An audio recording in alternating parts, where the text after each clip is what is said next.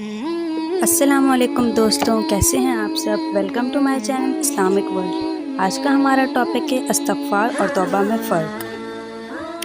استغفار اور توبہ میں توبہ اصل ہے، کیونکہ استغفار توبہ کی طرف جانے والا راستہ ہے۔ استغفار اور توبہ میں فرق کی وضاحت کرتے ہوئے حضرت مولانا حکیم محمد اختر صاحب فرماتے ہیں،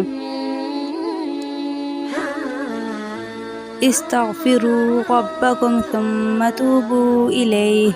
اس آیت کے ذیل میں علامہ آلوسی رحمۃ اللہ علیہ فرماتے ہیں، استغفار سے مراد ماضی کے گناہوں سے معافی مانگنا ہے، اور توبہ سے مراد ندامت قلب کے ساتھ تلافی اور آئندہ کے لیے عہد کرنا ہے کہ اس خطا کو دوبارہ نہ کریں گے۔ اگر استغفار اور توبہ ایک ہی حقیقت رکھتے تو حق تعالی شانہ الگ الگ نہ بیان فرماتے۔ توبہ کی نسبت جب اللہ تعالیٰ کی طرف ہوتی ہے تو اس کا مفہوم حق تعالیٰ کی عنایات اور توفیقات ہوتی ہیں۔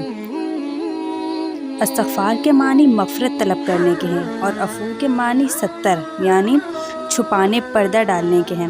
اللہ تعالیٰ جس کے گناہ معاف فرما دیتے ہیں، اس کے گناہ دنیا اور آخرت میں چھپا دیتے ہیں، یعنی غفاریت کے ساتھ ساتھ ستاریت کا بھی ظہور ہوتا ہے۔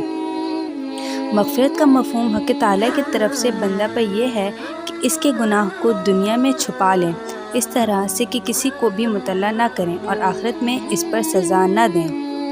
استغفروا ربکم انہ کان غفارا۔ ارشاد باری تعالیٰ ہے، استغفروا ربکم، تم اپنے رب سے بخشش مانگتے رہو۔ کیوں؟ انہ کان غفارا، کیونکہ تمہارا رب بہت بخشنے والا ہے، غافر نہیں ہے، غفار ہے، کثیر المغفرہ ہے۔ یہ آیت اس بات کی دلیل ہے کہ ہم سے خطائیں ہوں گی، ورنہ معافی کا حکم کیوں دیتے؟ اگر ہم معصوم ہوتے تو استغفروا ربکم نازل نہ ہوتا۔ چونکہ صدور خطا کا معاملہ یقینی تھا، اس لیے استغفار کا حکم نازل ہوا۔ لہذا ماضی کے گناہوں سے معافی مانگو اور آئندہ کے لیے توبہ اور عزم مصمم کرو کہ آئندہ کبھی یہ گناہ نہ کروں گا۔ لاکھ بار خطائیں ہو جائیں، لیکن جو توبہ کرتا رہتا ہے، یہ علامت ہے کہ یہ بندہ حال میں بھی محبوب ہے اور مستقبل میں بھی اللہ کا محبوب رہے گا۔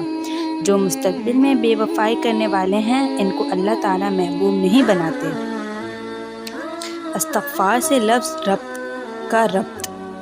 بچہ جب کہتا ہے ابا معاف کر دو، تو کیا وہ ابا سے قریب نہیں ہو جاتا؟ جو صاحب اولاد ہیں ان سے پوچھو کہ اگر اولاد ابا نہ کہے، خالی یہ کہے کہ معاف کر دیجئے، تو ابا کو مزہ نہیں آئے گا۔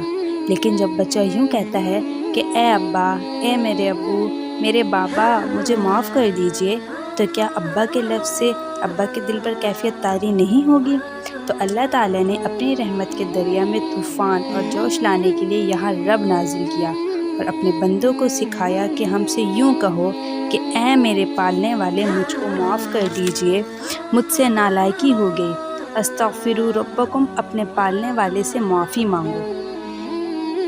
اس آیت کے اگلے ٹکڑے میں اللہ تعالیٰ نے فرمایا، کان غفارا، یعنی اللہ تعالیٰ صرف بخشنے والا ہی نہیں ہے، بہت زیادہ بخشنے والا ہے، یعنی اللہ تعالیٰ غافر نہیں ہے، غفار ہے، مغفرت کا بحر خار ہے کہ اگر سارے عالم کو بخش دے تو اس کی مغفرت کے غیر محدود سمندر میں کوئی کمی نہیں ہوتی۔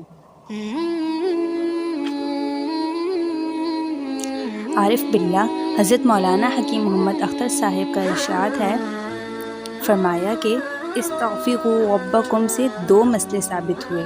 ایک تو یہ کہ ہم سے گناہ سرزد ہوں گے، جبھی تو معافی مانگنے کا حکم دے رہے ہیں، اور دوسرے یہ کہ اگر معاف نہ کرنا ہوتا تو معافی کا حکم نہ دیتے۔